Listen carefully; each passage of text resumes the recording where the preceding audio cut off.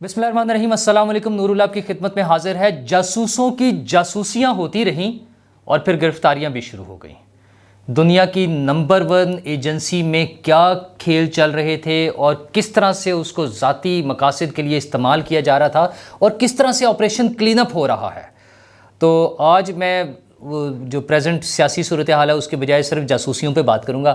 ایک تو یہ جاسوسیاں ہیں اور اس کے علاوہ سویلین سائڈ پر یا دوسری سائڈ پر بھی یہی کچھ ہو رہا ہے۔ جو ہمارے سی سی پی او بنے ہیں نئے، ان کی آڈیوز پہ آڈیوز آئی جا رہی ہیں، وہ کیا کرتے پھر رہے ہیں، اور کچھ آڈیوز بلکہ ویڈیوز ان سے بھی اوپر لوگوں کی آئیں گی۔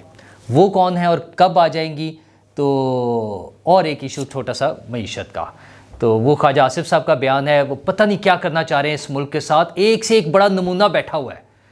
اچھا، مطلب ضرورت سٹیبلٹی کی ہوتی ہے، کام چلانے کی ہوتی ہے، پرفارمنس دکھانے کی ہوتی ہے، اور وہ نمونے جو ہیں اپنا بیان دے کر ایک نیا سٹوری ڈال دیتے ہیں۔ بہرحال میں جاسوسوں کی جاسوسیوں سے بات کروں کہ ہماری آئی ایس آئی جو ہے اس کی دنیا بھر میں جو ہے ایک نام ہے، اسے سمجھا جاتا ہے۔ مطلب یہاں اختلافات 100 ہو سکتے ہیں، ان کے جو پولیٹیکل رول ہے اس پر بے شمار اختلافات ہو سکتے ہیں، اس پہ اعتراضات ہو سکتے ہیں، اس پہ تحفظات ہو سکتے ہیں، لیکن بہرحال ایک بڑی انٹیلیجنس ایجنسی ہے اور اس نے بڑے کام کیے ہیں دنیا بھر میں، جو پوری دنیا مانتی ہے۔ ہم نہیں مانتے کیونکہ ہمارے اپنے ایشوز ہیں، ہم کہتے ہیں وہ سیاست میں یہ ہو گیا، وہ حکومت بنا دی، وہ گرا دی، وہ سیاستدانوں کو کر دیا، وہ پولیٹیکل پارٹی بنا دی۔ اچھا، یہ بھی اپنی جگہ فیکٹس ہیں، اس کے لیے بھی وہ خود انہوں نے ہی، جو فوج کی سائڈ سے لوگ ہیں انہوں نے ہی مانا ہوا ہے۔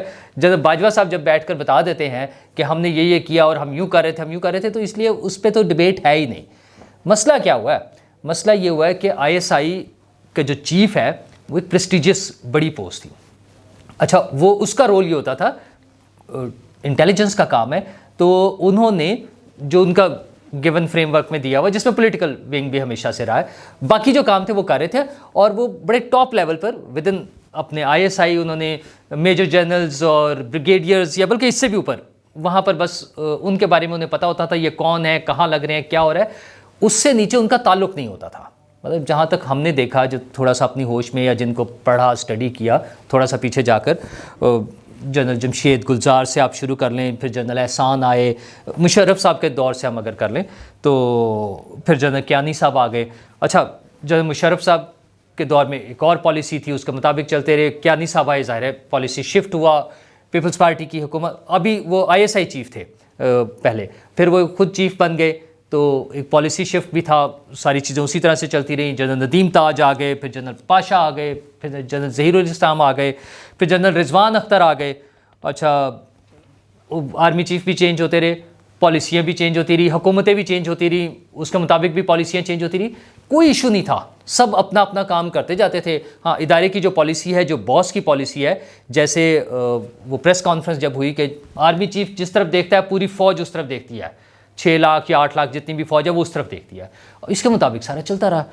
اچھا، جنرل رضوان کے بعد جنرل نوید مختار آ گئے، پھر جنرل نوید مختار کے بعد جنرل عاصم منیر جو اس وقت آرمی چیف ہیں، وہ D G I S I بھی بنے، اور پھر جنرل فیض حمید آ گئے، اور یہاں سے آ کے بالکل ایک نئی سٹوری شروع ہو گئی۔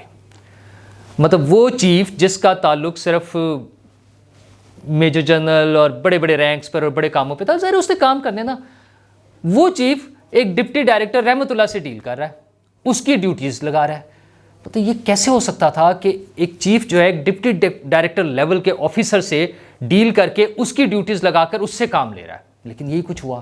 اچھا، کرنلز کہاں سے لگے ہیں، کسی کو اپنی یونٹ سے لایا، جو ریٹائرڈ ہو گئے تھے ان کو بھرتی کر لیا، سارا کچھ کیا، اور مقصد کیا تھا؟ اپنے ذاتی ایجنڈا۔ اور جب وہ ذاتی ایجنڈا پر چلے تو پھر نقصان بھی ہوا، اور اس میں پورے ملک کا بھی نقصان ہوا، اور اس میں اس ادارے کا بھی نقصان ہوا۔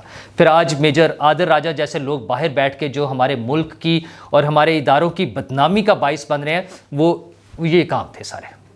اور پھر ظاہر ہے، پھر ہے تو انٹیلیجنس ایجنسی، آپ کا کتنا بڑا، مطلب کہاں تک انہوں نے جہاں جہاں بھرتیاں ہو سکتی تھی کہ انہوں نے اوپر سے لے کے نیچے تک، بس جہاں ان کا بس چلا وہ انہوں نے اپنا سیٹ اپ بنایا اور انہوں نے کر لیا۔ اچھا، وہ پھر فائنلی ڈسکلوز تو ہونا تھا، وقت بدل جاتے ہیں، حالات بدل جاتے ہیں، لوگ بدل گئے، اور ادارے نے ڈیسائیڈ کیا کہ وہ اے پولیٹیکل ہو گئے ہیں۔ اچھا، اب وہ وہیں رہتے کام کرتے، جو نئی ادارے کی پالیسی تھی اس کے مطابق چلتے، لیکن وہ اس کے مطابق نہیں چلے، انہوں نے پرانے باس کو خوش کرنے کی کوشش کی، اور پھر اسی چکر میں جہاں بہت سی چیزیں خراب ہوئیں وہاں وہ لوگ بھی خراب ہونے شروع ہو گئے. اور پھر ظاہر ہے وہ مانیٹرنگ، جس کو میں کہہ سکتا ہوں کہ جاسوسوں کی جاسوسی، تو وہ مانیٹرنگ تو ہو رہی تھی، وہ مانیٹرنگ میں آتے گئے اور ایک ایک کر کے اندر ہوتے گئے. مطلب آپ سمجھ لیں کہ گرفتاریاں اور فراغتیں، ڈیوٹیز سے ہٹنا، واپس بلا لینا، گرفتار کر لینا، انویسٹیگیشن ہونا، سارا کچھ ہو رہا ہے صرف ایک شخص کی جس نے یہ چاہا کہ وہ اس کی ذاتی پراپرٹی بن جائے، اس کی ذاتی دکان بن جائے. ایون پرائیویٹ ملیشیا جیسا لفظ شاید استعمال کیا جا سکتا ہے کہ پتہ نہیں کہ نہیں، لیکن ان چیزوں کا نقصان ہوا. تو اب وہ وقت آ گیا ہے کہ جب صفائی ہو رہی ہے، جب کلین اپ ہو رہا ہے اور جب چیزیں ٹھیک کی جا رہی ہیں، تو وہ چیزیں ٹھیک ہو رہی ہیں اور وہ فراغتیں ہو رہی ہیں. تو دیکھیں کہ کیا واقعی یہ سارا کلین اپ ہو جائے گا. ایک طرف تو لگ رہا ہے کہ ادارے کا بڑی کلیئر کٹ پالیسی ہے کہ جی اے پولیٹیکل ہیں تو پھر اے پولیٹیکل ہے نا، کسی کو انوالومنٹ نہیں ہونے دیں. اور یہی وجہ ہے کہ یہ جو سارا ایک ہنگامہ برپا ہے، جو ہڑبونگ مچا ہوا ہے، جو لوگوں سے کنٹرول نہیں ہو رہا، پولیٹیکل پارٹی سے، سیاسی جو سیاست میں ہے، جو حکومت میں ہے، سیاسی جماعتیں، ان سے چیزیں کنٹرول نہیں ہو رہی ہیں. کیوں؟ لوگوں کا خیال یہ تھا کہ وہ ہوتا نا سیم پیج کے پیچھے بیٹھ کے کنٹرول کر رہے ہوں گے، وہ کنٹرول نہیں ہو رہا ہے، وہ یعنی کنٹرول نہیں کر رہے ہیں، یوں کہہ لیں چلیں. انہوں نے کہا جی آپ خود کر لیں، اپنا بندوبست کریں، ہم ذرا نیوٹرل ہو گیا، آپ بندوبست کریں، آپ خود ڈیل کر لیں. اچھا اب اگر نہیں ہوتا تو یہ پولیٹیکل حکومتوں کی یا پولیٹیکل پارٹیز کی ناکامی یا کمزوری ہوگی، کیونکہ ان کے بغیر کرنا ہے. بہرحال ان سے یہی سپورٹ بہت ہے کہ وہ اے پولیٹیکل ہے، وہ کہہ رہے ہیں ہم نہیں انوالو ہو رہے. تو اس ایشو پہ اب یہ ساری گیم چل رہی ہیں. ابھی تو اور بہت ساری چیزیں ہونی ہیں، بڑی بڑی تبدیلیاں ہو جانی ہیں، نظر آئیں گی لوگوں کو. یہ تو وہ ہے نا جو ویزیبل نہیں ہے ابھی تو بہت سارے، مطلب ہم ان کے نام یا اس کا کیا فائدہ. پچھلے دنوں میں کورٹ بھی ہوتے رہے ہیں کچھ کیسز میں، وہ کال کرنے میں، کال ٹریس ہونے میں، وہ سعودی حکومت سے رابطہ کرنے میں کون کون لوگ انوالو تھے، پیر کون بن گئے، کنہوں نے پیروں کو استعمال کیا. یہ ساری چیزیں آپ کو یاد ہوگا میں نے دسمبر میں جب خبر دی تھی بشرا بی بی کے پیر صاحب پکڑے گئے ہیں. تو یہ ساری چیزیں اسی طرح سے چلنی تھی اور اب وہ اپنے منطقی انجام کی طرف پہنچ رہی ہیں. وہ کچھ گرفتاریاں ہو گئی ہیں، کچھ چیزیں پائپ لائن میں ہوں گی.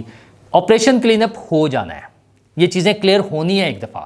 اس کے بعد پھر کہاں چلیں گی، سیاسی حکومت انہیں کیا گائیڈ لائن دیتی ہے، کس طرف سے چلتے ہیں، یہ بعد میں دیکھے گا. لیکن یہ صرف وہاں پر نہیں ہو رہا.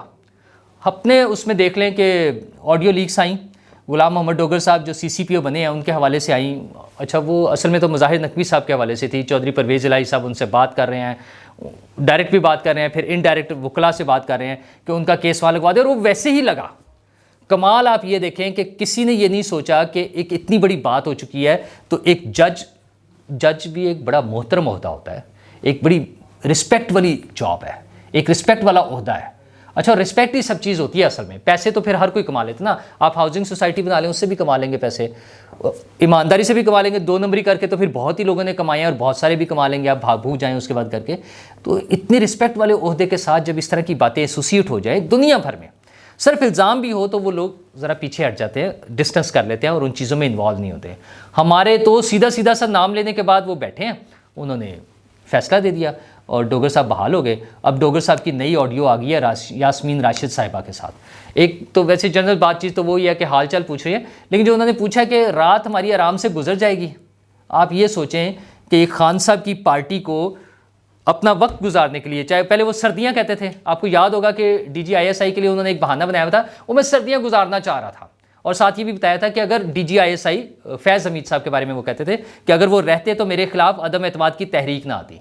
یعنی سیاسی جماعتیں ایک سیاسی عمل کے ذریعے ایک سیاسی جو سٹیپ لینے جا رہے تھے اس کو روکنے کے لیے وہ D G I S I کو استعمال کرنا چاہتے تھے.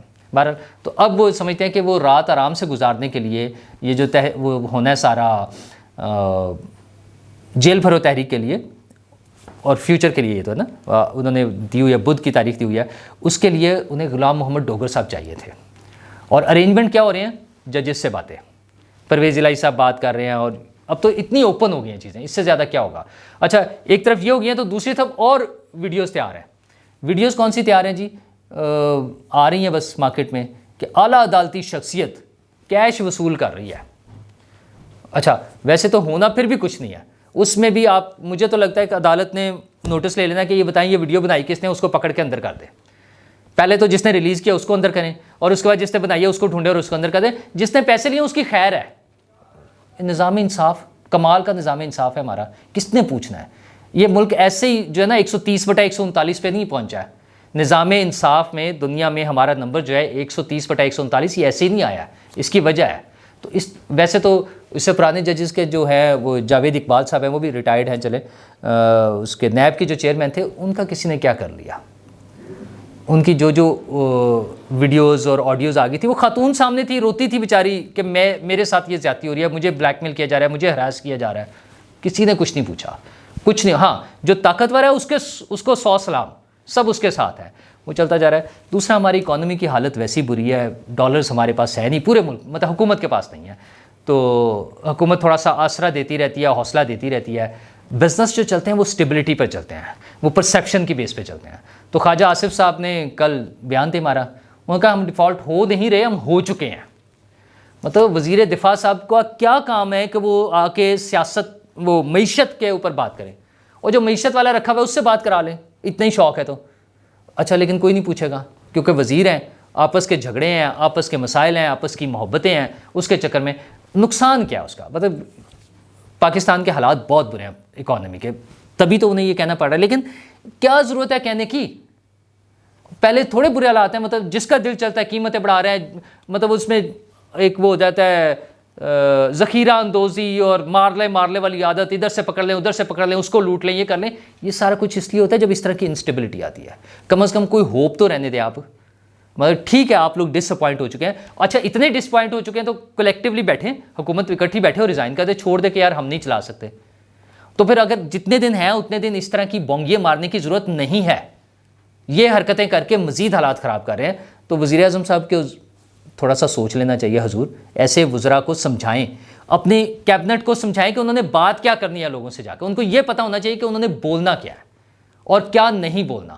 اتنا سچ سمجھا دیں، یہ لوگوں کے زخموں پہ نمک چھڑکنے والی چیزیں چھوڑ دیں. شکریہ.